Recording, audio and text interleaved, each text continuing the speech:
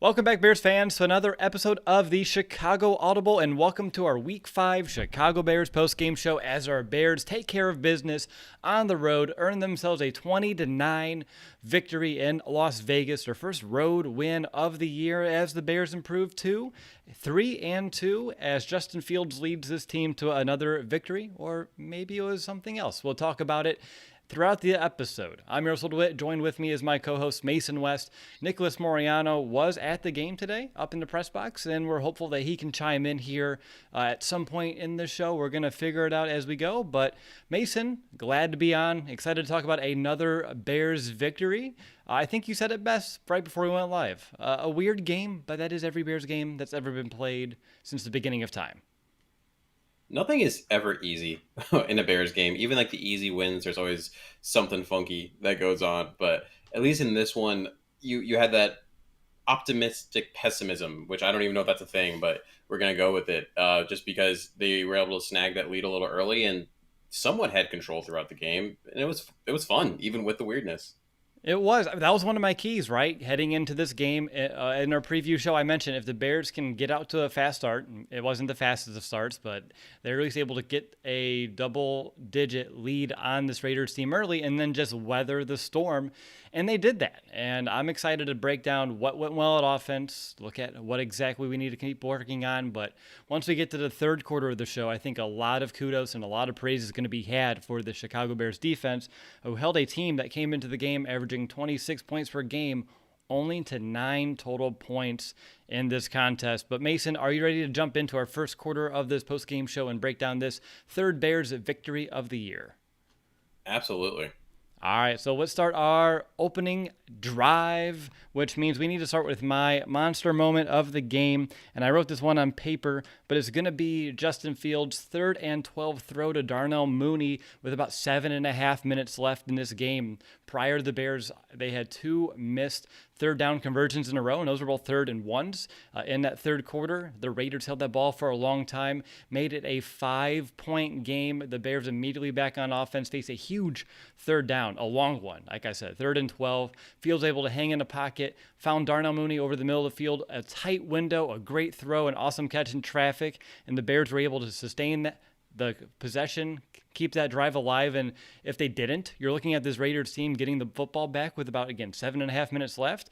Instead, the Bears continued to move down the field, and they were able to get 3 points on the drive and take 5 more minutes off the clock. So for that throw to kind of help put the game on ice a little bit, even though it wasn't completely, to me it was a clutch moment in this game, one that really helped the Bears seal the deal, and just another time for Justin Fields to just prove that he is the man here and can step up in some of these clutch situations. So I was proud to see it, and also it's just one of those moments in the game that made you excited about the future. And Fields is beaten and battered throughout this game. We'll talk about that more throughout this post-game show, but that is my monster moment of the game. Mason, how about over to you? What's a stat that stands out? For me, I'm looking at the halftime rushing numbers because in the second half, Bears were playing a little more conservative and definitely near the end of the game, obviously just trying to hold the lead and milk the clock, so the rushing numbers at the end are a little funky. But at halftime, Khalil Herbert had 7 carries for 44 yards, 6.3 yards per carry, and the Bears as a whole had 4.9 yards per carry.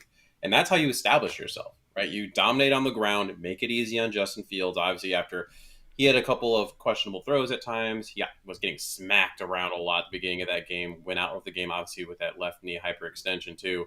Protect your rookie quarterback, lean on the run game, and it really makes you excited, I think, for what's going to happen when Montgomery comes back, when you have like a Montgomery, Khalil Herbert two-headed monster, and then you have Damian Williams, as that more of a pass-catching back, and it's just really exciting.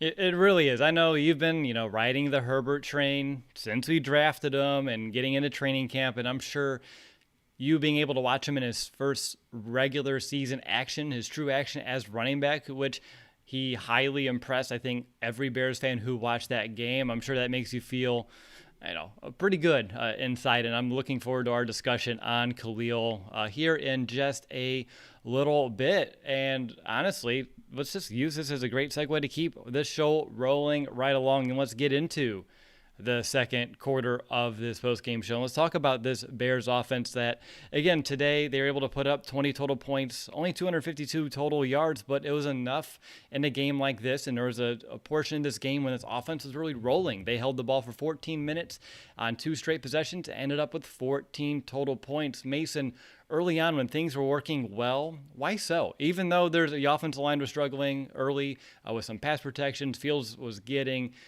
beaten and harassed in the pocket, taking some shots and some runs as well. The Bears still found themselves with good momentum on this side of the ball and showing some resilience. What were some of the keys behind that? Some of it is what the Bears did, where they had Alex Bars checking in as an eligible receiver, as that extra beef on the field pretty consistently, and getting creative, right, and with how they were going to create rushing lanes and how they were going to do pass protection. Because without J.P. Holtz, without Jesse James, who were really important, I felt like in that Lions game, how were you going to create pass blocking and rush blocking? Sorry, and create those rushing lanes. And they were able to do that with a lot of times extra linemen. Sometimes 7 offensive linemen on the field. Now, what they also did was they also got a lot of help from the Raiders. There was a lot of penalties early on. There were some of those drives that ended up in points that really could have stalled out if not for the Raiders, doing what they did. So we do have to take that in consideration as well.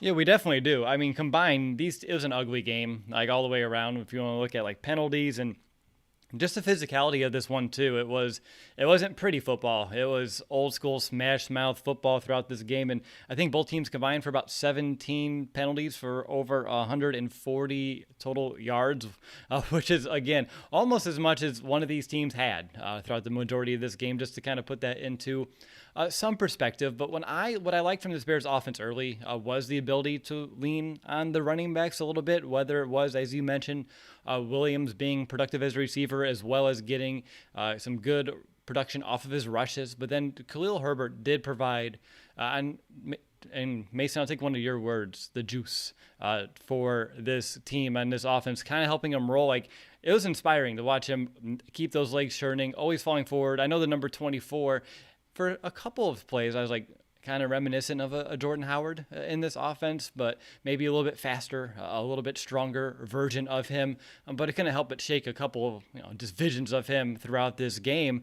But just being able to heavily rely on those two guys and then allowing Justin to kind of pick some spots and play some efficient football, not asking him to do too much, not putting the ball just solely in his hands, allowing this Bears offense to be run first, pass second. I think against this Raiders defense that entered this week as one of the worst defenses against the run, the Bears knew that and they stuck with it and they were able to get that production. And I know in our preview show, we were wondering, could they actually establish a run without David Montgomery against this defense? And you, Nick, and I all came to the agreement that they should be able to, and they did so. Did they exceed your expectations, or just on par about what you expected? I would say they exceeded it. I thought it was going to be good. I didn't think that they would gash the Raiders defense as much as they did, to be completely honest. But they proved me wrong on that one, and they stuck to the run game, which is something that in last year for sure, and then the beginning of this year, I don't think they would have done. A couple of runs get stuffed, and all of a sudden it's let's throw. I mean, Justin only threw the ball 20 times. Andy Dalton threw it once. By the way, Andy Dalton pass rating 100 for this game, MVP. But they stuck to it, and that's what I think Bill Lazor brings. Justin had talked about that. I believe it was last game where when Bill's up in the box, there's this calmness to him. He can see the whole field, relaying that information, and just that nice consistency that was there. Now there's still things to improve, of course, but this is smash mouth monsters of the midway football. This is what you have to do in Chicago. The passing will come, as Justin gets more comfortable and things like that. But for now, eke out these wins against good teams. The Raiders, I call them a fake 3-1. I still kind of think that now 3-2, but they're still a good team. I mean, Josh Jacobs, Derek Carr, they're nothing to scoff at, and the defense has some players there. Yeah, no, for sure. And when I'm looking at this offense, man, Mason, it was a rough start to this game too. Let's be honest. I mean, the third quarter was brutal. The offense was just all out of sorts. Back-to-back 3-and-outs to start this game. Justin Fields again getting beaten and battered. The noise wasn't a factor. The Bears' offense just seemed a little lost early. But it was that second quarter where they found their footing a little bit, settled into their own, and were able to make some serious progress. And when I look at, maybe I'm sorry, but I want to go back to Khalil Herbert just because he was such an integral part of this offense. It was due to that patience and his vision, which I think are two underrated elements of his game. His ability to find those cutback lanes, hit that hole and just move his ass forward and truck people over, fight through it. Like the one play too, when he was hopping on one leg and gained like 3 or 4 That additional was his yards first from run. it. Yeah, Yeah, one like leg that. gained 3 more yards. Like, you don't see that out of most backs in the NFL, but I think the Bears were hoping to keep Herbert a little bit more of a secret until David Montgomery's injury, but they knew like, all right, well, the world needs to know what we have here in Herbert, and some of those runs is really impressed, and it's going to make things interesting to your point earlier, Mason, when Montgomery comes back. How do they want to leverage all 3 of these backs? Because there's no reason not to. If you see what Herbert's able to do with some of his touches, same thing with Williams here. I thought Williams had a really good game. I was a little nervous with him being more of a focal point of this offense if defense were able to kind of contain him a little bit, but he still really excelled as well. And again, this Bears rushing attack, as well as just their ability to lean on these backs in general, is a big reason why this offense was able to sustain their drives and get moving, because they only allowed the Bears to pass when they needed to. Mason, is there anything else in the bigger sense of this offense that stands out to you before we kind of dive into some more player specifics? I thought, in terms of some of the play calling, I thought, and this might be a little too specific, but the usage of Damian Williams wasn't exactly how I would have liked to see it. I think you had tweeted out, and I think I did too, a couple of times where they were, 3rd and shorts, and it's like, why are you using Damian Williams? That's not really his role. Even when he was with the Chiefs, that wasn't his role. And where's the running back screens, especially early in the game when Max Crosby and all the other defensive linemen were really bearing down. Jonathan Abram was out for blood all game long. Use that aggressiveness against him. I would have liked to see some more screens for the running backs. Use Damian Williams in that way. Jakeem Grant was definitely got some offensive snaps, but I think I talked about using him in the screen game, some of those end arounds, things like that. Just moving that defense a little bit. And I would like to, especially when you're coming up against some of these rivals like the Packers up on the schedule, you got to have a little bit of that funkiness to your offense, because you can't line up and smash mouth with every single team. Right, exactly. And we'll have to see how that progresses throughout this season over the next couple of weeks. I think one bigger, just general thing that I was taken away with in this game, and it was inconsistent, but there's a real good stretch of it, and it was being able to convert on 3rd down. The Bears entered this week as the dead last ranked team in the NFL on the money down, but they were able to finish 6 of 13, which is just under 50%, which may not sound like a lot, but for a team that averaged 29% conversion rate entering the week, that's still pretty big. At one point, they had 5 straight conversions and are able to stay ahead of the sticks a little bit. You're looking at an average of only about 3 to 4 yards to go on 3rd down throughout that stretch. And it was just clutch plays by the quarterbacks. And yeah, I'm going to say quarterbacks because Andy Dalton came in, handed the ball off a few times, but did convert on a 3rd and 7 with that pass to Goodwin as well. But I think Justin Fields proved today that he can make some of these plays on this down and make sure that he can extend these drives, whether it be the one where he rolled out to his right. There's max protection, so we're only having a few guys running routes, but then he finds a Darnell Mooney along the sideline. Nice, easy pitch and catch. And then later on that same series, it's the one where Fields goes out and comes back in with that knee. He's able to stay calm in the pocket despite just being coming out of the medical tent and find Allen Robinson for another big-time play. So the Bears' ability to make crucial 3rd downs, at least in the middle portion of this game, and then also late, as I mentioned with my monster moment, was a positive step forward, at least in my perspective, when I'm looking at this offense. Let's talk about Justin Fields a little bit, though, Mason. I'm curious about your take on all the punishment that he took here today. I know he's tough as nails, hyperextended that knee, it looked like a little bit based off of the TV broadcast, but was able to come back in. Is there any ramifications after the game that we should be worried about from your PT perspective, like swelling or anything of that nature? Yeah, so there was the 2 different injuries. One where he went down, looked like he was holding his rib area. They brought the trash can over because it looked like they were concerned maybe of throwing up, something of that nature. Keep an eye on that one for sure too, but the one that is more paramount is the knee.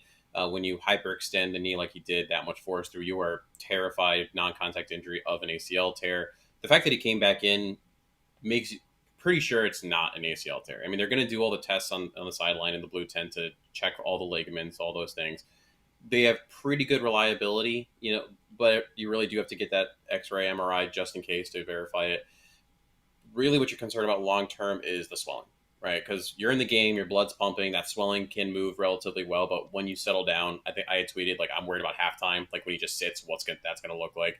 And now for the remainder of the week, right? When Monday, Tuesday, when they're off, yes, he's going to be getting treatment, but is all of a sudden with again not playing a football game, is that swelling going to sit in that knee and restrict mobility? Swelling causes pain, right? There's all that there, so it's something to keep an eye on.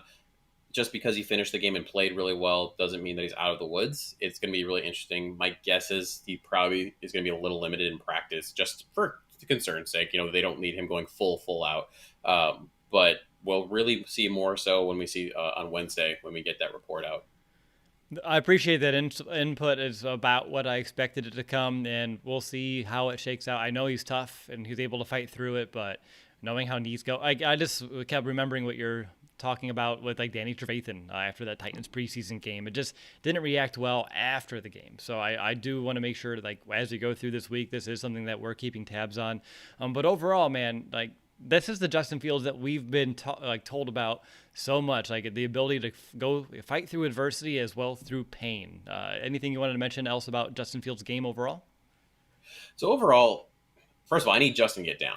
I think he needs to slide when Jonathan Abrams coming down on him and things of that nature. But overall, it's another growth game. It's a step forward. He didn't have the long ball today. Like he threw it, he just didn't hit on many of them. But we still saw the ability to come back, bounce back from those, and make completions when necessary. Right, that last drive where they were able to get a couple. He had one of Cole Kmet. You talked about the Darnell Mooney one. Those are the throws of an NFL quarterback. And those are things that separate you from a true QB1 and a pretender. And he's going to keep growing. He's going to get better. We're going to see more out of him as time goes on. I was overall pretty happy with what he did. He also protected the ball. There was no strip fumbles today, no interceptions today. And that's what you want to see. 12 for 20, 111 yards, 5.6 average. Not too bad. Yeah, we'll take it. Again, like we all know and want to see those big explosive plays. Didn't see anything over 20 yards today, but did have a few guys over 15 or more yards today. So there were still some of those decent plays in the intermediate passing game. And again, those are some clutch throws that Fields was able to make. Were you as surprised as maybe I was throughout this game that they weren't able to take advantage of that beaten secondary? I know that they were throwing some different things at this Bears offense that we haven't really seen before, blitzing more often than they have really at any point so far this season, really trying to get after Justin.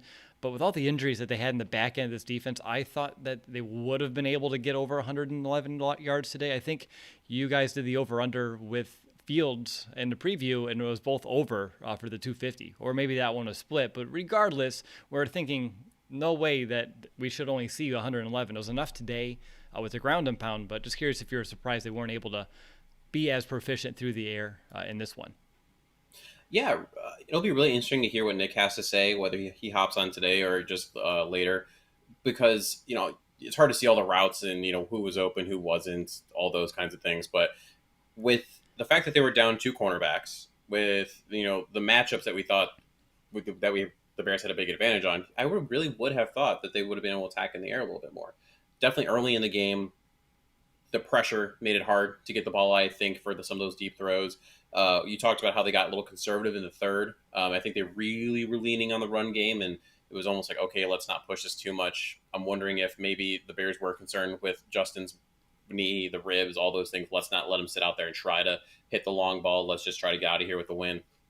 But I would have thought they would have been able to do a little bit more, to be completely honest. I mean, there really wasn't anyone that led with too many receiving yards, right, with too many catches. He spread out the ball relatively well. It wasn't like he was locked on anyone in particular. There are two players, Allen Robinson, Darnell Mooney with five targets, Cole Kmet with 4 targets. He's moving the ball around. It's just, I don't know. I really do think maybe the injury played into it. I don't think they were trying to let him sit in the pocket too long. Okay, and on top of that too, I'm just curious of your thoughts on the general, I guess, attack here today. It was conservative, as we've mentioned. and it seemed to work. And on top of that, too, looking at this Raiders offense and all the points that they were able to score, all the yards they were able to get through the air, and just being able to stay on the field as much as they have, do you think the Bears were trying to just keep some of those playmakers off the field, milk that clock? Again, 14 points in 14 minutes. I don't know the last time the Bears were able to do something to that magnitude on offense. So are you okay with like a game plan, and not as vanilla, I don't want to say, as this, but as cautious as they were? At least in retrospect, a win. I'm sure it's hard to complain too much, but I'm just curious to your thoughts. I don't love it. I tweeted this out where it felt like at multiple times they were playing not to lose versus playing to win. And against a team like the Raiders were today, the way that they played today, and we'll get to this with the defense, like, there was a lot of drop passes by the Raiders, a lot of missed opportunities on their end. You got real lucky at times. I mean, that when you had that 14-3 lead, I don't know if they really expected to have that kind of lead. And when they did, it was like, all right, let's hold on to this. Let's not let this go. And it was almost like, well, let's do what we can to not lose versus let's really try to push it and try to win. Maybe you don't trust Justin fully to make the decisions you want to make, right? And that's why you lean so heavily on the run. I mean, 18 carries for Herbert, 16 for Williams. That's a lot of rushes as a whole. So I don't love it because you're going to play a team, let's say the Packers, let's say the Buccaneers, let's say, I guess maybe the Steelers and Ravens. I don't know if they count like that anymore. They're weird right now. But you're going to play some games where if you play the way you did today in terms of the aggressiveness or lack thereof, you might find yourself in a deeper hole than you want to be. Very well said. Sorry if I seem distracted. Apparently my kid cut his finger upstairs and it won't stop bleeding. So I got a few different texts. I was like, what is going on in this house? So who knows? Well, hopefully we can be able to persevere throughout this episode. I'll keep everyone updated on that injury report as well. Mason, something we saw today that we haven't seen, and it feels like a month, is some tight end usage in this offense, whether it be, my guy in Jesper Horsted getting his second career touchdown, his first one since 2019, actually his first catch in a regular season game since the 2019 season. Or, Cole Kmet had a couple of catches as well. Jimmy Graham was getting involved in some decent blocks downfield to help spring a few of these runs. Overall, your assessment of the tight ends? Better. I mean, it's better than it was. Yes, they weren't nothing blowing us away besides maybe the Horsted hype train on that one touchdown. But again, Cole Kmet was second in targets behind both Mooney and Robinson, tied at 5. He had 4. So he was getting throws to him. He had 22 yards on the day, which was, again, also third on the team. So it's better. It's not exactly what you want. No, he's not getting Travis Kelce-esque yards and things of that nature. But considering what we've seen so far, that's what you want, and maybe Jesper Horsted can carve a little bit more of a role for himself on this team. At the end of the day, it's hard because as the tight ends, you need them to block, things of that nature. Hence why Holtz and Jesse James tend to get the starts instead of him. But maybe he is going to be able to get a little bit more on the field. Yeah, and honestly, okay, so I want to mention one thing on Kmet, and then I just had like a spark of a bigger topic, and we've already hit on it a few times, but it's making some sense in my mind, so hopefully I don't lose it. But with Kmet, something that just getting a little discouraged by, and it's not, I know the big thing on at least social media is like he doesn't create separation, and we can talk about that another day. But what I don't like his ability to move off of a defender to make a play on the ball. He looks real clunky when he's doing that. It doesn't look fluid. It doesn't look smooth. It doesn't look like native at all. And he's not able to make a play with the ball in the air. He just kind of does like a little half turn, puts one hand up, and it's like the Sandlot, closes his eyes and says, please catch it. And it hasn't worked. So that's what I'm most discouraged about so far with Cole Kmet.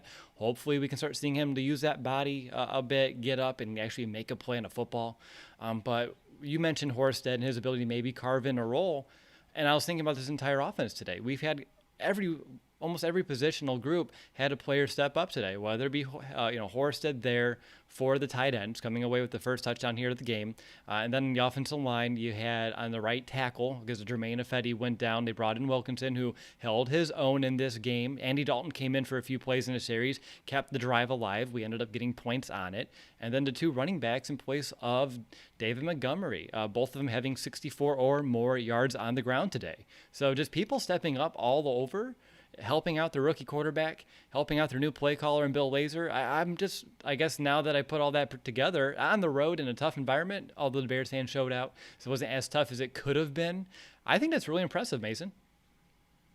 Oh yeah, absolutely. Like I think as a whole, this team is getting its chemistry back. There was some concern with that, and right now they all really seem to be playing for each other, right? And like you said, Andy Dalton willing to step in, one play, one pass, one completion, and then step out. Be like, okay, this is my role now. I got you, right? And like you said, having a Jesper Horsey, like the moment, this is my moment. So if the ball's coming to me, I don't know if I'm getting another pass all game long, and he makes the catch, and it's a huge touchdown, right? So there's just something about this team that they're finding ways to now win, and the energy is different. And part of that might be Justin, part of it might be Bill Lazor. Maybe it's the fact that Matt Nagy can focus on actually just being the head coach a bit more, right? One thing I did love as a side note, how what he was not right all the time when he did it, but what he did with when he was talking to the referees and what I saw him in terms of talking to the players on the side, it seemed more head coachy than when he's normally buried in the play sheet. So there's a different energy. It is a different energy. And we saw it on the sidelines a little bit last week. That's the good part of being in the press box. You can watch those things a little bit more in tune. But when they did show him, he seemed very engaged. Even when the defense is on there, he's almost in a 2-point stand himself, watching what's going on in the field.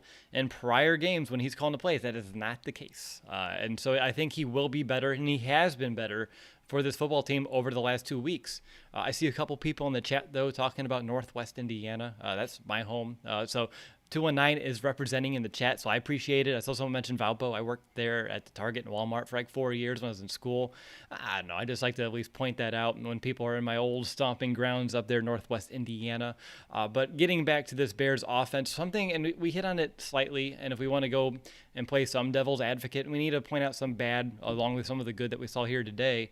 It is that third quarter, just in general, only 33 total yards of offense, 3 punts. And I know, Mason, you said that maybe they're being a little cautious with Justin coming out of halftime and with all the injuries that happened, the shots that he took. But at the same time, you have multiple chances to make this a 3-score game, and they weren't able to kind of keep their foot on the gas. And Mason, if this team wants to become dangerous, consistently dangerous, and they have opponents in that position, they need to find a way to keep that, the pedal to the metal and keep stacking those touchdowns, those scores, extending those leads, because it almost came back to haunt them. We could have been up by 21 points at one point. 21 points at one point, but instead, again, it was like only a 5-point game in this fourth quarter at a certain situation as well. So I guess, I'm a little concerned with their ability to not put a team away and kind of let them hang in there. And we'll talk about the defense in a minute, but man, we really lucked out with some plays on that side of the ball here today. And if they go the other direction, we can have a totally different tune here in this game. So it is a challenge for this offense that I'm wanting to put out there for them, is to be better when you do have a lead, to extend it, when you have those opportunities. When DeAndre Houston-Carson gets you an interception, you have great starting field position. Let's find a way to get some points, even if it's a field goal. Points off turnovers are huge. Those are big momentum killers for the opposite team. But do you kind of feel the same way? I feel like you must. If you don't, then we're going to have a bigger conversation. No, I absolutely do. And the thing that's frustrating is it's not like all of a sudden there were tons of penalties that used to haunt the Bears way, way more, where now it's 3rd and 14 and you're saying, well, why didn't you convert? There were too many times when it was, again, we talked about this earlier. There was that one 3rd and short and you hand it off to Damian Williams at the middle. Like, that seems like a weird choice. We've talked about how we want some more Justin Fields quarterback runs, and the ones that you give him almost seem forced. Like, they're not natural, let him use his true quarterbackness. It's just like, let's shove him in there, especially after the hits he did take. Because it's almost contradicting myself, but you want to protect him, and then it's like, all right, let's just do a sweep off to the left side with 1 or 2 lead blockers. It's very odd. And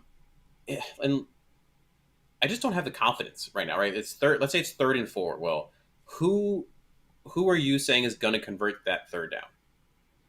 It's a good question. 3rd and 4, you should be looking at like an Allen Robinson, ideally. That should be the go-to, right? As of right now, exactly. I have no confidence Allen Robinson, 1, gets open. It seems like there's a lot of times he's covered in those intermediate routes, or 2, he will make the catch. There were a couple times today where it was I felt as a wide receiver 1, catchable ball, and he didn't do that. when you look at the really good teams, like when I was watching the early games, right?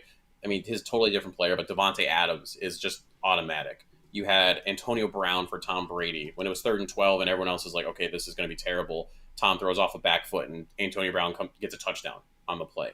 Like, who is your go-to person that's going to move the chains for you? And as of right now, the Bears don't necessarily have that, because Mooney shouldn't be that. I mean, that's just not what he is in terms of body type and all those things. Might be a tight end, but Cole Kmet, like you said, seems like he can barely get open, and he's just clunky.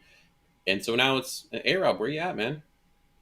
Yeah, it's a really good question, and we do need to see. And I know Fields and Robinson are building that chemistry. There was a couple bright spots there, so it wasn't all bad. But I do agree with you, Mason, that you have to find that go-to guy. And if it is 3rd and 1, you have number 24. You should just give the ball to number 24. And worst case scenario, even if a defender gets one of his legs, he'll hop forward for the other 3. It's not that difficult, right? No, but one question did.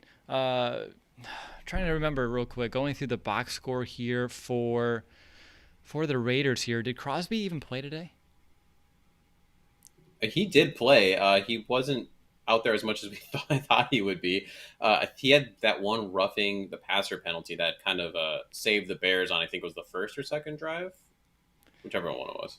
Yeah, but he didn't even make the box score. That was kind of my point crazy. there. The Bears were able to kind of take one of the best defenders here for the Raiders and kind of take him out of the game. And usually that's what teams do to Khalil Mack. And now I know a lot of Raiders look at this guy as the Mack replacement in this defense after a couple of years now, and the Bears were the ones taking him out of the equation as well. And I know that the offensive line had a real tough task today when it came to pass protection. This Raiders team entered the week as the unit that generated the most pressures on quarterbacks. Again, they weren't leading the NFL in sacks. That was our defense, and I don't know about how the other teams did so far today, but I feel pretty good that our standings should be pretty close in order here after this week.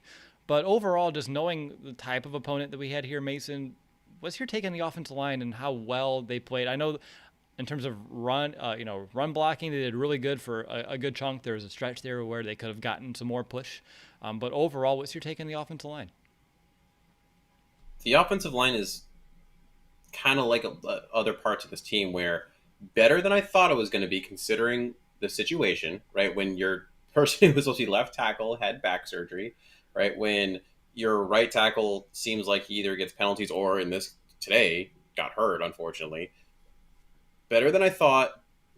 Getting good push on the run needs to be better with pass protection. There are still too many leaks off the edges, especially.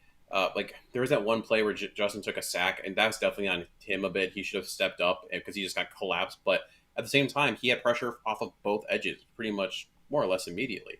And this isn't the offensive line that the Bears are going to run with. It's not going to be the offensive line next year. This probably won't even be the offensive line in week 10. It's really not. I mean, I don't know. I mean, if they keep beating Raider-esque teams, they'll be in a position to potentially make a playoff run. And do you bring in your injured tackle off of IR actually? And it's a work in progress is really what it is. It's a work in progress. I still think at the end of the day today, the Bears gave up 6 quarterback hits. Fields was sacked twice. So I think there's 4 quarterback hits in addition to those 2 sacks. And for a team that was generating pressures better than any other defense, specifically off the edges too, I'm okay with the performance here today. Was it as pretty as we all would like? No. Do we wish they could be better? Yes. But considering the opponent that we had in front of us, knowing that was one of their biggest strengths, I knew there was going to be plays where I want to rip out my hair because, and of course I'm a little protective of my rookie quarterback in Justin Fields as well. I'm okay with what I saw here today. I was very impressed with the interior of the offensive line on those running downs, though, and getting some of that good push up front, creating some of those cutback lanes, generating just some room for these running backs to operate too. I think overall, I would say I'm content with the offensive line, what we saw here today. As you and I both already said, they're not perfect by any means. They're not a top-tier unit, but the Bears are doing what they can with what they have. They're able to do that here today, and keeping their best edge defender completely out of the box score, I think, is a big testament to Bill Lazor and just to the general execution of this offense. Are there any other bigger talking points that you wanted to kind of hit on here, Mason, on this side of the ball? This offense is growing. I mean, that's really we already said it. I feel like they're really gonna get better each and every week, especially when you have the decision. Right, Fields is our starter, Lasers our play caller. This is our identity. Our identity is the run, and we could keep the same identity, right? Because that's what Montgomery established. Pound it with the rock, play action, move the pocket, and then get maybe some long plays off that. And when you see a Khalil Herbert emerging, when Damian Williams is able to do okay with in those situations, you can continue that identity. And then when Montgomery comes back, you keep rolling. You sure do. All right. Well, if there isn't anything else on this Bears offense, we're going to call a quick timeout here at the halftime portion of this postgame show to tell you a message from our friends over at Manscaped. Autumn is in the air, the pumpkins are in the patch, and our friends at Manscaped are here to make sure you don't carve your pants pumpkins when you're grooming, if you know what I'm saying. Make sure you're keeping things fresh this fall with the leaders in male grooming and their brand new 4th generation performance package. Boys, get ready for a cuffing season like no other. Get ready to take the leap into fall with Manscaped. Join the 2 million men worldwide using Manscaped by going to manscaped.com for 20% off and free shipping with the code FANSIDED20. First off, in his brand new Performance Package 4.0 is that Lawnmower 4.0. If you're looking to cozy up this fall, this trimmer is essential. This 4th generation trimmer features a cutting edge ceramic blade to reduce your grooming accidents thanks to their advanced skin safe technology. It also gives you the ability to turn the 4000K LED spotlight on and off when needed for a more precise shave. Plus, it's waterproof. So again, you can get 20% off and free shipping with the code FANSIDED20 over at manscaped.com. That's 20% off and free shipping with the code FANSIDED20 at manscaped.com. Make your balls a priority this fall. Choose Manscaped, and your balls, they'll thank you.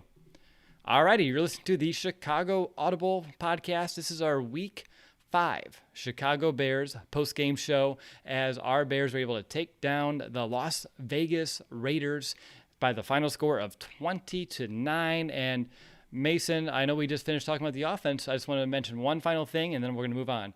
Apparently 20 points is still the cap here for this side of the ball for this offense. It seems like that's always that weird number that the Bears have a hard time getting into. But now with that, we can officially move into the third quarter of the show. Let's talk about this Bears defense. Mason, handing it over to you to kind of kick things off. No, we're not talking about special teams. We're talking about defense. And I just want you to let me know where your headspace is at after this game. And if your first few words aren't Sean Desai's demand, I'm going to mute you and do the rest myself. That was pretty much actually what I was going to say to start with, that Sean Desai is a wizard when it comes to defensive coordinator. And, not to speak ill of people who are not here anymore, but Chuck Pagano did not use this defense correctly. Mm-hmm. Right? It was vanilla. It was boring. People knew where the rush was coming from. If I recall correctly, he had at one point 3 down linemen against Aaron Rodgers. You don't win games like that. You win games like the way that Desai is doing it, right? You're confusing opponents. You're using your players like chess pieces, and you're putting them in positions to do what they do best. Robert Quinn continues to do what he needs to do. Khalil Mack, right? He didn't do anything against the Raiders when they were in London. Now, obviously, maybe the whole full revenge from Gruden wasn't necessarily as strong as it was, and he didn't feel the need to totally eliminate him. But Khalil Mack made some plays today, right? I mean, my monster moment was going to be that 2-point conversion stop that he had. I mean, that made a huge difference in the game, because obviously now you have to make a touchdown instead of a field goal if you're the Raiders.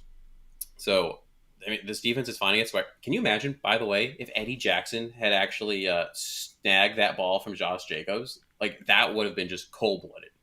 Yeah. And that's what this defense is doing right now. It's just doing everything it needs to do to win games. Yeah, it's all so impressive. And I really like his ability. You mentioned it, confusing these opponents, just getting creative with the players that he has here. There's a lot of plays today where you saw Mack and Quinn on the same side. You saw Travis Gibson dropping into coverage, which I know dropping outside linebackers into coverage is a kind of taboo thing here in Chicago with this defense. It has been for a few years, but I know Gibson missed a play on it, but I was mentioning you're showing different looks here. That's all I wanted to kind of get to with that point too. And I saw a lot of just like the dime personnel, seeing a lot of like DeAndre Houston Carson out there, some extra DBs. And even though they did that, they're able to still stop the run. And the Raiders enter this week not one of the worst teams at running the ball. And there was a point when I got a little worried when the Raiders had their first scoring drive, when they were able to kind of get a lot of good plays with their running backs. Josh Jacobs especially was running very hard, but they were able to stick with it, shut it down, and force the Raiders to beat them through the air.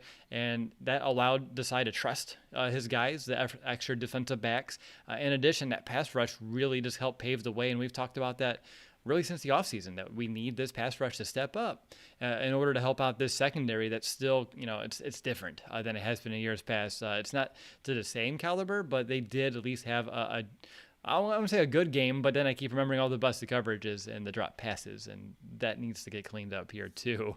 How about go back over to you? What else is on your mind when it comes to this defense as a whole? Yeah, that was probably where I was going to go next, actually. Where, I mean, yes, Darren Waller only had 4 receptions on 45 yards, which, by the way, so close to my bold prediction. I had 3 for 40. That last garbage time one is very frustrating. Renfro, 6 receptions for 56 yards. And after that, it's just a bunch of, little dinks and dunks there, around there. But a lot of drop passes. I mean, it'll be interesting to see when the official stats come out on that. But there were multiple times where you're talking like Waller, Brian Edwards had like 3 huge drop passes, and he's a big, strong guy. Blown away that happened.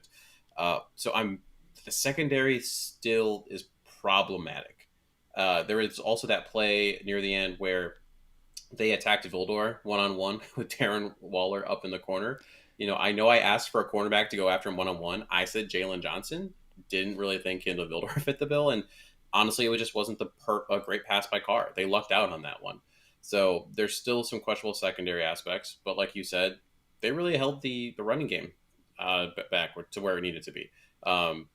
Stepping up where they need to. I'm interested to see what's going to happen long-term with Danny Trevathan.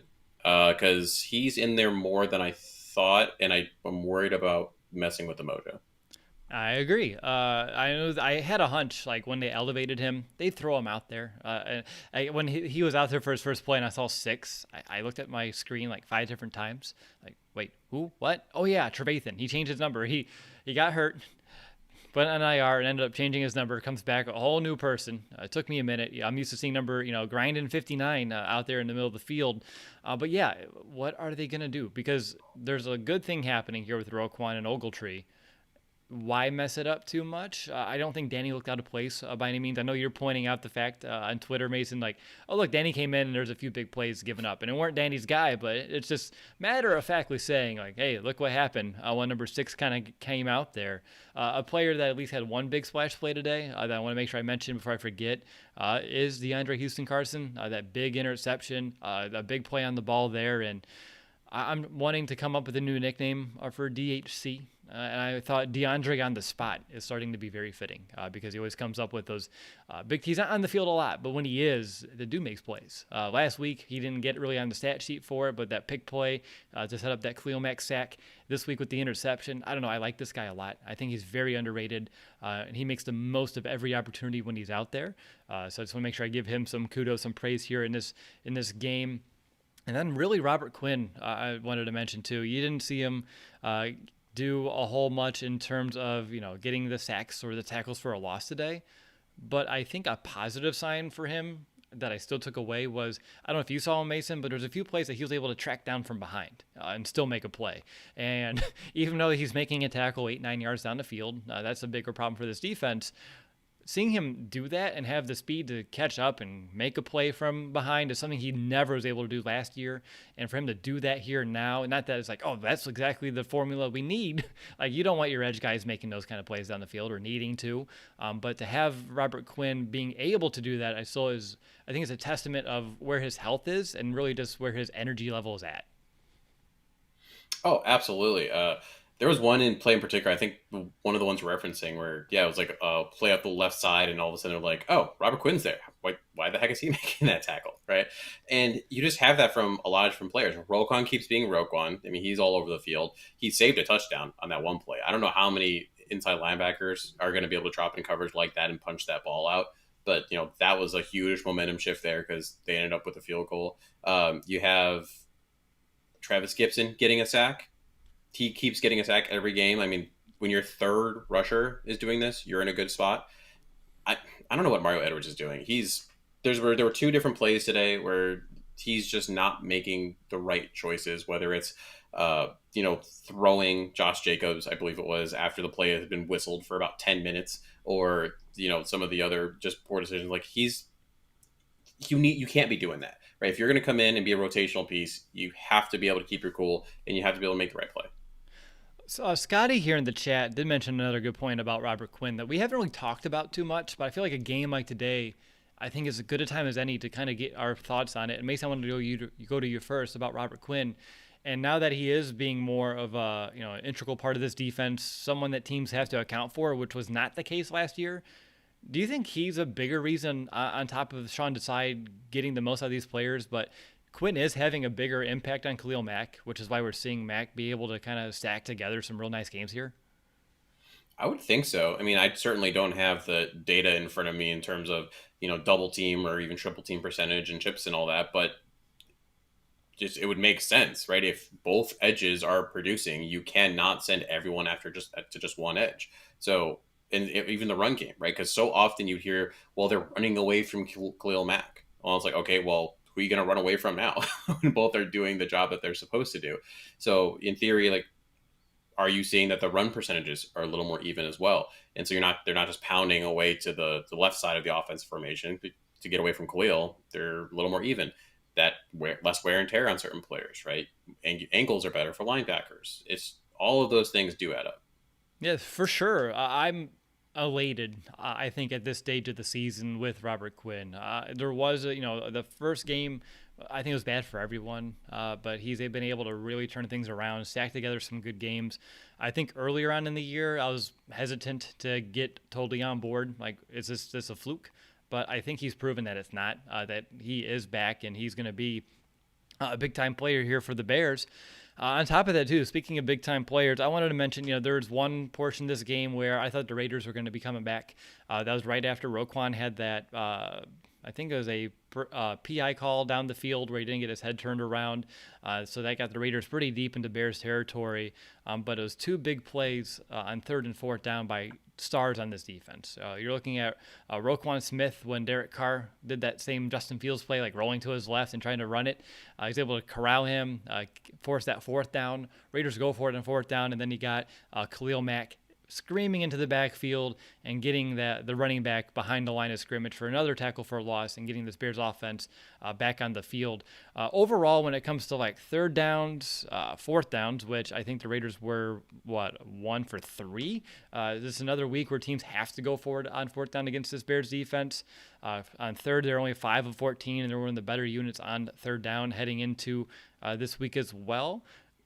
Are you impressed by what you saw from the Bears defense on some of those crucial situations today? Because they stepped up. Oh yeah, absolutely. I mean, overall the defense is doing really well. It's just those occasional deep middle passes to some of those receivers that are the most concerning thing right now. Their pass rush is solid. Their run defense is solid. They're, like you said, they are forcing a lot of third downs, and even then on fourth downs, it's not like they're converting constantly. Even the one they had today on that fourth and short with the Nathan Peterman QB sneak, it was questionable if he was able to get across or not. That one was close, but what I don't necessarily love is still the bend but don't break mentality as a whole, right? Because again, that's what'll be the difference between a game like maybe next week with the Packers. You cannot just keep letting Aaron Rodgers get field goals because he's also eventually going to get touchdowns, and now all of a sudden one possession games become 2 possession games and so on and so forth. So it's great that they're able to make the stands that they do in the red zone or even, maybe around midfield, things of that nature, but you really got to be able to flip the field sometimes too. You do. And I thought they did an okay job with that here today. It wasn't pure bend don't break. They were forcing some consecutive 3-and-outs, and they only allowed 2 total trips into the red zone here today. So it wasn't like last week against the Lions where every single drive it felt like the opponent was able to march their way, bully us all the way inside the 20, and then we stiffen up. They were able to do a better job in between the 20s today overall, but also to your point, next week, they may want to, stiffen up just a little bit more going up against Aaron Rodgers. I don't even want to get into it. We already know what that means. I just have to say the name. We've lived that story too much in our lifetimes. There's no reason to get into it now. We have all week to kind of get into that mode here. Let's enjoy the win here as we can. What was the key, though, when it comes to this Bears defense success? Was it the defensive line plays, some of that push, the ability to shut down the run, the pass rush on Carr, make sure he can't get super comfortable, or just the luck that we also had as well today? If you had to boil it down, what was like a deciding factor, like one of the biggest keys to our success here on defense? I mean, if I had to boil it down to one thing, I personally would go with the ability to pull back that rushing attack. Josh Jacobs only averaged 3.2 yards per carry. That's huge for a guy that gashed you in that London game. So, and when you're able to control that, when you're able to make it, 2nd and 7, when you're able to make it 3rd and even 4 to 5, now all of a sudden you're saying, okay, Derek Carr, you have to beat us. And now that allows your pass rush to get after the quarterback a little bit more because they don't have to be as concerned about, well, am I going after your Carr or do I need to crash down and help on Jacobs? Because a lot of the D linemen and the linebackers are doing their job. And so therefore we saw what happens when you make Derek Carr have to beat you. He doesn't necessarily beat you. He's not a bad quarterback. I mean, when we were talking about who the Bears could go after before they had Dalton, before they had Fields, Carr was near the top of my list because I just think he's super underrated and doesn't get a lot of help, honestly. But he's also not someone that will destroy you either. So when you make him have to beat you by taking away that run game, it's a recipe for a good defense. No, it really is. I think you hit that kind of on the head. Anything else on this side of the ball? Any player specifically that we need to break down or talk about a little bit more? While that play would have been super, super cool if Eddie Jackson was able to snatch it from Josh Jacobs before he crossed the plane, I still need more from Eddie. Yes. He's on the box score technically, right? But 2 tackles solo and 2 assists, I believe it is, for 4 total. But that's not a lot from your safety. And there wasn't a lot of pass breakups that I recall, and he's not getting the game-changing plays, the turnovers. There were a couple of times where a ball would be tipped, and I would see Tashawn Gibson near it, but not Eddie Jackson. So when is he going to truly step up and make some plays that really flash? That's a really good point. And sticking with the secondary, I guess very similar to the offense, there were just guys who were able to step up here today. I already mentioned DHC playing in this game, not a ton of snaps, being able to get that interception. I thought Deion Bush, who came in for Tashawn Gibson for a little bit, because he was rattled, would be the word I'll use. I'm not going to say totally injured because he was able to come back in this game, but shaken up a bit. He was also going in there making some good plays. He had a real good play in the red zone with that big hit to knock that ball free to force an incompletion. So just like the Bears offense, I thought there were guys on this defense here today, and we all know the defensive line as well as the outside linebackers, they're a full rotation at all times. We talk about that every week, just how deep they are and how everyone from the top down can make an impact in the game. But I guess in the secondary today, it's a little different because we haven't seen that so far this year. And guys that have to come in, even if they don't get a ton of snaps, making the most of those opportunities and helping this team. It felt like when you look at what I mentioned about the offense as well as about this defense here, it was a big team effort here today. It wasn't one individual that really stole the show.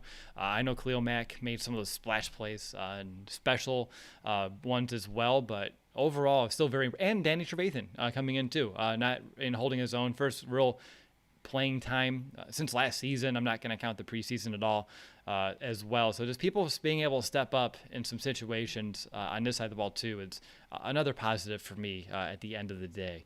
Anything else before we move on to special teams?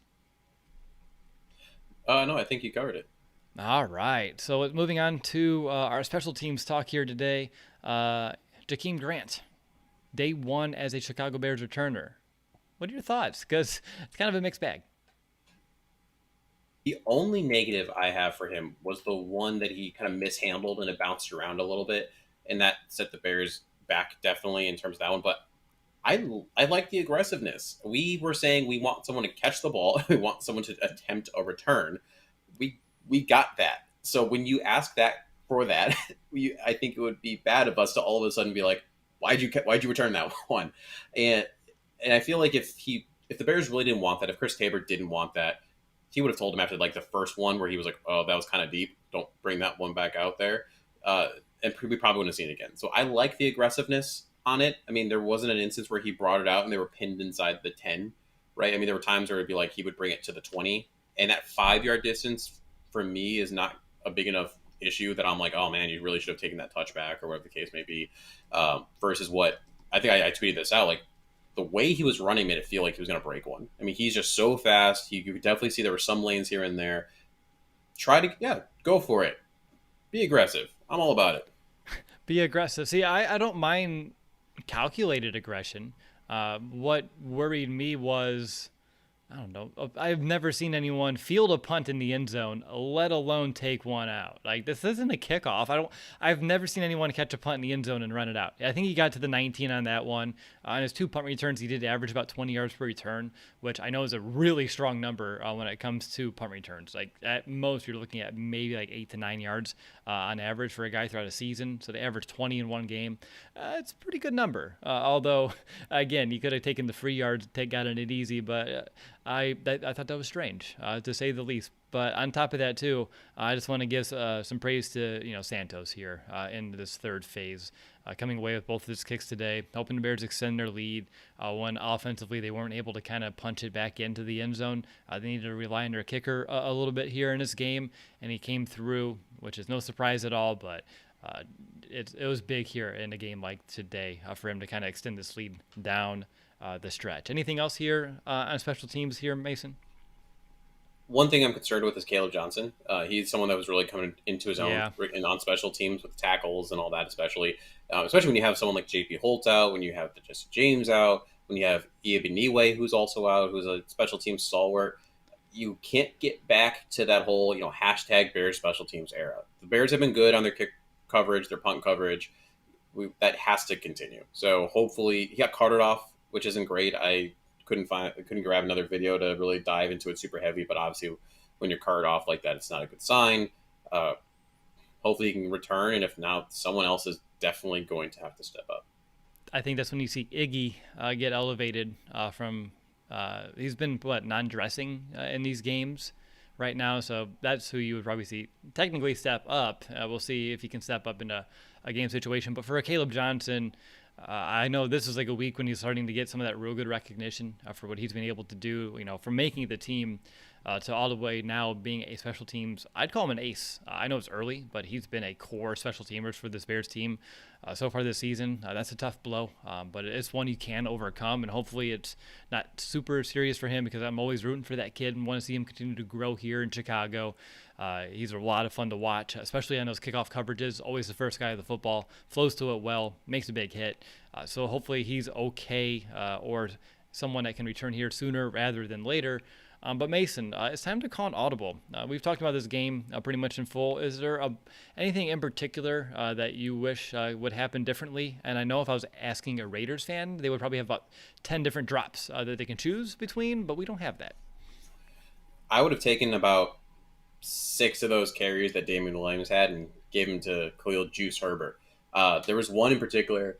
Damian Williams ran off the left side, made a cut off of Allen Robinson, and he got tripped up. If that was Herbert, if that was Montgomery, those would have been touchdowns. We talked about some of those. There was 2 different 3rd and shorts that were stuffed. Again, not 100% sure that would have been converted, but I think it had a higher percentage with Herbert. I wouldn't be surprised if this was his, dress rehearsal in a way, and now all of a sudden next week, instead of it being 18 carries Herbert, 16 Williams, that shifts. Excellent stuff. Well, let's go ahead, and we're actually going to do a test and see if we can bring on Nicholas Moriano. Let's see if we can do that here real quick. Nick, are you here? Yeah, what's going on, you guys?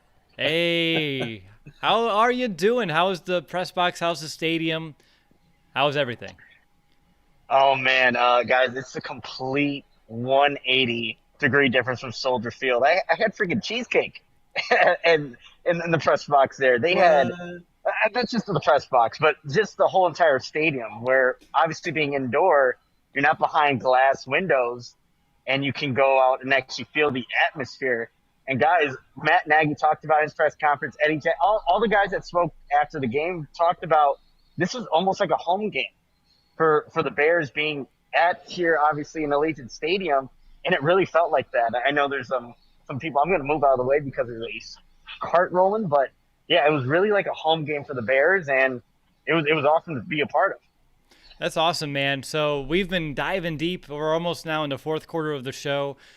We can take it all the way back if you want. Do you have an opening statement? I'll still call it an opening statement at this stage.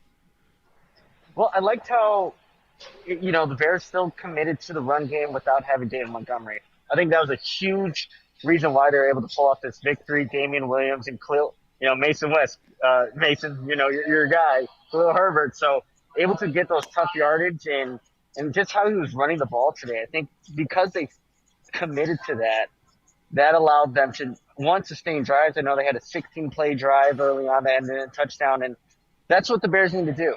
I think that's when they're most effective, and them able to do that without their lead guy in David Montgomery, I think that was huge for what the Bears are able to do. Nick, from your view up there in the press box, is there anything that we may not have been able to see on TV or anything that may have stood out to us in the broadcast that you want to make sure to let our listeners know about? Other than like the Justin Fields when he took that hit early on and he was on the sidelines, it looked like they had a trash can there because he was going to puke. He did say that he got the wind knocked out of him. They brought the trash can there.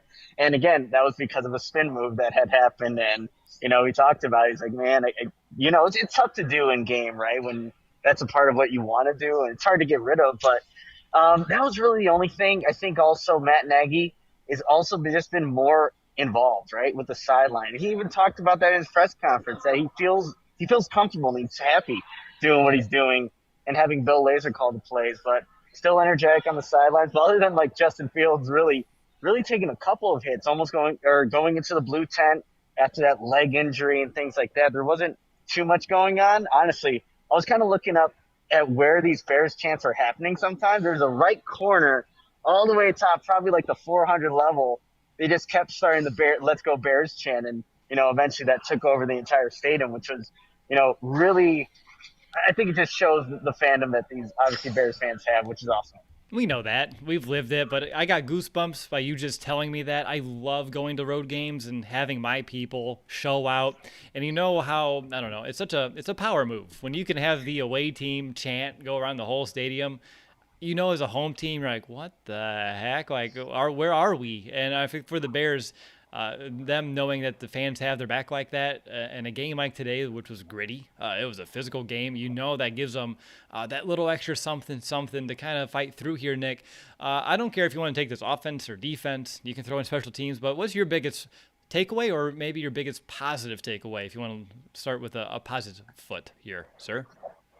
I'll start with Justin Fields. I thought the 3rd down and 12 play that he made to Darnell Mooney, getting the 13 yards on that play was huge. For what we're seeing from Justin Fields, his development, and honestly just his ability to, I think, just grow as a quarterback. So, again, there's a lot of stuff rolling over this way, but I'm going to try to move here as I'm in the basement of Allegiant Stadium. But I think that was huge for them. It's just for Justin Fields, honestly. I'm going to mute myself again, Will, and just after people kind of go by. That's fine. So just letting you know, Nick, while you're muted, if you can still hear me, that was my monster moment of the game, the play that you just mentioned. And see, we're right there on the same page. You're hundreds of miles away from me, yet we're thinking right there as well. So I like that. We're an hour into the show. You're able to hop on and say exactly what I was thinking just a little bit ago. Huge time play for this Bears team, for this offense to kind of help put this game on ice. What about on defense, if you can speak? What stood out to you on that side of the ball? Yeah, hopefully it's not too loud, but I really liked how Khalil Mack played this game. I think the defense, that's what Eddie Jackson was saying, fed off of his energy. And what I'll claim is like this is his revenge game. Forget the London game. That didn't happen. It was today's game where Khalil Mack really made his presence felt. So I really liked how they were able to feed off of that. I don't know what that was. Whoop, yeah, whoop. But also that was the Horsehead hype train leaving the station. Yeah. Also, just again, how Sean Desai has shown that creativity. We saw multiple safeties in and out of this game. Deion Bush, Deshaun Gibson, in different spots. There's that horn again. But I like again how Sean Desai is consistently just using his creativity, to be completely honest, and doing it with different personnel, different players. That is something that I think is going to continue. But yeah, that's another thing defensively that I really like from Sean Desai and what the Bears can just build off of as they continue moving forward with the season. Nick, do you want to do some MVBs? Sure. I think I'll have to, MVP for this one. I think there's a couple quality guys. Obviously, Khalil Mack is definitely worthy of winning this. Damian Williams and Can I do like a combo Damian Williams, Khalil Herbert because they're filling Yes. in for one guy? So I mean, I'll give it to Khalil Mack. I'll give it to Mack and what he was able to do today defensively. Just again, he made his presence felt, and maybe they showed this on the broadcast, but each time he made a play, he kind of went up to Derek Carr, and they're good friends. He They're good did. buddies. They're children. Their children know each other. They get along.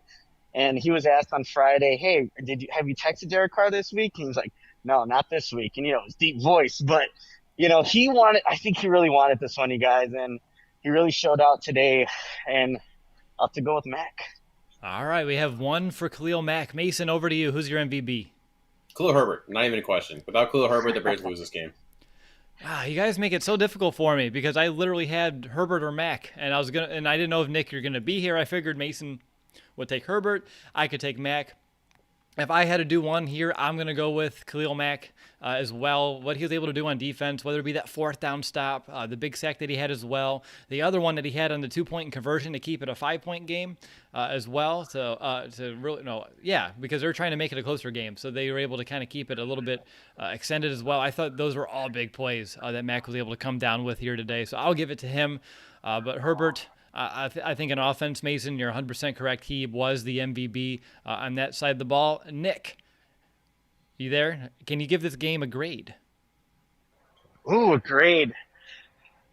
Defensively, the Bears were, obviously giving up the one touchdown. But this is the question that was asked a lot of them was, is this the best defensive game in, since when? That was the question that was asked to, Eddie Jackson, Matt Nagy. And offensively, they did go through a dry spell in that second half. They really did. But coming on the road against a high-octane Raiders offense, I think it's a B+, you guys. This is a really good win against an opponent that we talked about the Raiders. Are they for real? It doesn't matter. They were able to come out in this environment, completely take over Allegiant Stadium, which awesome to be a part of. I'll give it a B+. B+ is a real solid grade. I think it's very appropriate. Mason, how about you? I'm going to be slightly lower at a B, unfortunately, just because for me, I need this passing game to take a big step forward. It's still so heavy reliant on the run. And if a team sells out to stop the run, what's that going to look like?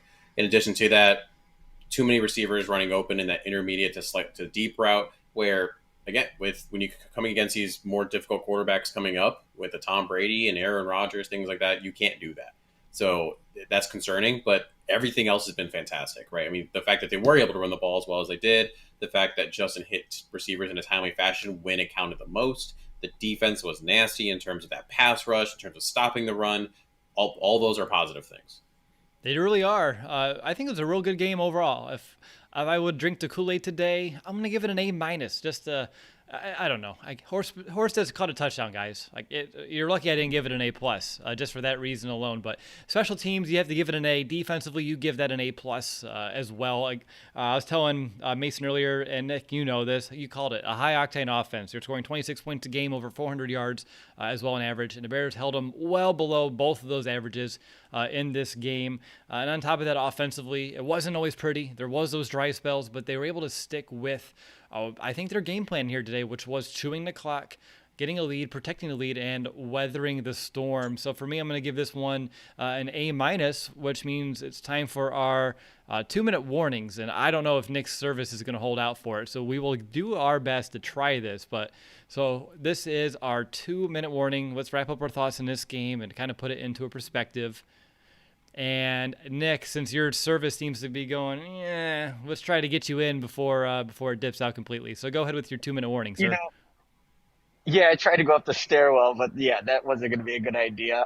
So 2-minute warning. The Bears came on the road and in a hostile environment and took over, like I was saying earlier in this show. But you got to like what they were able to do despite not having David Montgomery with the rushing attack. So they can build off of that and get creative with how they use Herbert and Damian Williams. I still think when you look at how they were used, like Khalil Herbert should have been using those short yardage situations a little bit more. And I know you guys probably talked about that, but so you could build off of that.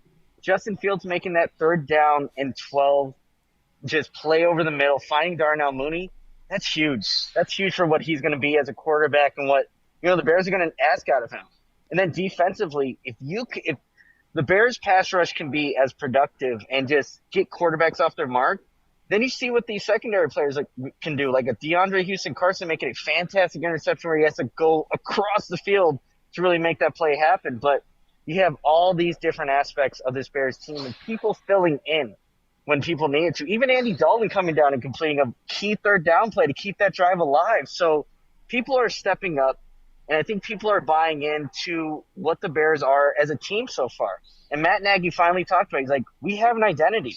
Guys, since Matt Nagy's been here, that's been something that has been non-existent, an identity. So I'm going to cap it off at that, 30 seconds short before this internet goes off.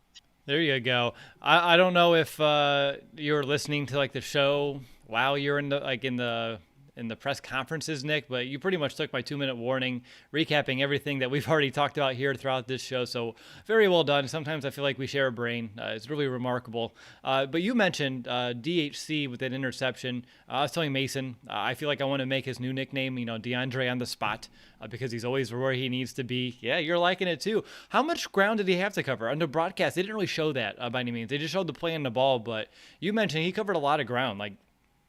How much? It looked like he was in center field, and then he had to go all the way to what that would have been the right sideline, right? So he read the play, and then Eddie Jackson was talking about it. He was going to maybe bite on the dig route.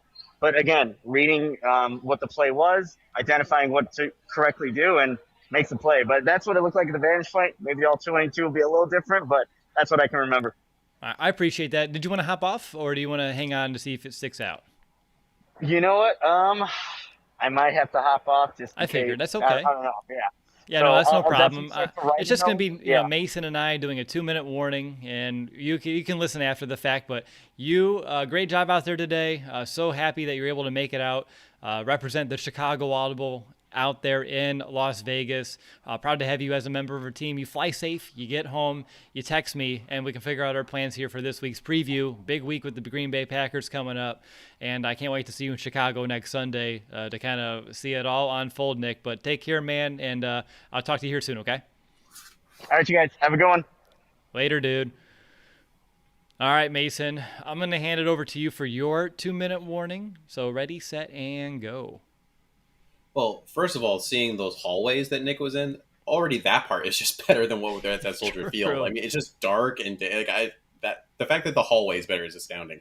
And we all know that Nick just had to leave to get to the blackjack table faster. Let's be real. So we'll give him a pass on that. But overall, this game I really see as a launching point. It's one where we saw all the phases, like as you talked about, Will, do their part, and other people really step up and do their part. There wasn't really one phase that just absolutely took over.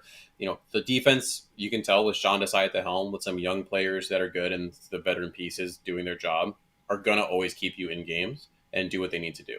The offense is now starting to catch up, right? You have a running game that is consistent no matter which of your three backs you use. And now you really just need that passing game to take over. And I said that earlier. I think that it's going to happen. It's just going to take a little bit of time. How creative can Bill Lazor be, and can he maybe be a little less conservative at times to try to create those instances? So on a 3rd and 4, maybe you're not running the ball, you are designing a play that gets Allen Robinson going, and that chemistry is going to keep building over time. Now you got special teams. You're not just saying, okay, well, that ball's going to bounce down to the 2-yard line and we're going to have to make a 98-yard drive to score a touchdown here. Jakeem Grant's going to run that ball, and whether sometimes it's going to be for better or worse. And personally, I know for me, I'm willing to take that gamble and roll the dice. As a whole, it's just a fun game. Like, it's as frustrating as it was at times. It is a fun game that we saw there. Again, something to build on. Now you got some juggernauts coming up. How can you continue to build on that? Can this defense stop an Aaron Rodgers for the first time in a long time? 2018 was the last time that I was like, okay, well, maybe we can actually beat the Packers, because the last 2 years hasn't happened. What's the momentum going to be like this week? That's a really good question, and that's where I'll start my 2 minutes too, because I talked about it in the preview show. A win here goes a long way against this upcoming week, because if you lost to the Raiders here on the road, your mindset's completely different than if you are coming home with a victory here today. And a hard-fought victory like what we saw here this afternoon, I think is going to instill a lot of confidence in every single member of this team. The ability for the top-down kind of, I don't know, showing out party that we had here today. People stepping up when they needed to. I think it's going to build a lot of confidence in every single position group here on this team. Like you, Mason, we're all hoping the Bears can find a way to air it out just a little bit more and do that consistently. Although when I look at next week, I could really envision a similar game plan where you want to keep Aaron Rodgers off the field. So you rely on Williams, you rely on Herbert, and then you only allow Justin to kind of throw when he's needed to. And he's proven that he can still be very efficient, even if he's not dropping back and passing consistently in this game. He can be the guy to keep the drive alive on third down and then allow you to, okay, all right, reset. Let's go kill more clock, and let's get some points at the end of the day. Overall, when I look at this game, you know that they were tested. This was a very physical game. The Raiders were coming after Fields. They were coming after this team really in all three phases. But the Bears held tough. They hung in there, and they're able to come away again their third victory, doing it on the road. Bears fans showing out. That's all great stuff, and it's all just positive momentum builders here. After a rough stretch that we had about almost a month ago, things are turning around, and I'm excited to see how they can kind of ride this momentum, build upon it, because we really do need it here next week against Green Bay. But just all in all, I'm just very proud of this team and the effort that they were putting out here today. Again, it was not pretty. I can't remember the last Bears game that was overall just very pretty in general. So I know what I'm into when I tune into to put the channel on and knowing the game's popping on. I know exactly what's about to unfold here in front of me. But again, 3-2, I think at this stage, I'm pretty okay with that. And I'm just looking forward to seeing how this Bears team can continue to build off of that. All right. Well, I want to thank everyone for tuning into this post-game show. It was a lot of fun to break down this game with you, Mason. Nick was able to hop on, which put a smile on both of our faces, kind of seeing what he was able to do in Las Vegas. And like I told Nick, Mason, I'm hoping, I think you're able to make it to this game now on Sunday. And if that's the case, I can't wait to see you because it's going to be a fun one to kind of watch in person and discuss it all unfold afterwards in Soldier Field. And hopefully security does want to kick us out. Yeah, 100% I will be there on Sunday now. The course I was supposed to go to did get canceled, so I will not be learning this weekend, unfortunately, but I will be learning about how the Bears are going to stop Aaron Rodgers as we see it unfold, because let's be real, Bears are undefeated when I'm in the press box, so why would that stop now? See, I love that stat. It's a stat that's never going to go away. It's always going to be that way. So just get ready, everybody. Mason shows up and the Bears show out. That's kind of how it unfolds here. But I want to, again, thank everyone who here's watching live. I know there's other NFL action going on. The Sunday Nighter is about to kick off here as well. So all the participation here in the chat, all the live viewers, whether it's on Facebook, Twitter, or here on YouTube, we see you. We appreciate you. Thank you so much. And if you're listening to this podcast, wherever it's in your car, you're cutting grass, you're at work, however you consume our show, just know we really do appreciate each and every one of you. Don't forget to subscribe to our YouTube channel. We just surpassed 7.7 thousand subscribers over on our channel, and also rate and review our show on Apple Podcasts, which helps us reach out to more potential sponsors and hopefully secure a few more of those here for us. So up next, we'll begin looking at Week 6 and the Green Bay Packers. We'll be hopefully meeting our opponent within a couple of days. You never know how those kind of work out with interviews, but if not, then you'll see us for our weekly game preview episode. That's never going anywhere. But again, the Chicago Bears take down the Las Vegas Raiders 20-9. I almost did it. I almost went the whole show without doing it too. Almost there. As they improved 3-2 on the year, getting their first road victory in the season in a hard-fought matchup that I think proved a lot. This is a big test for the Bears, another measuring stick, and the measurements came back positive. So very excited about that, and we'll see you all soon. But until next time, Bear down, Chicago.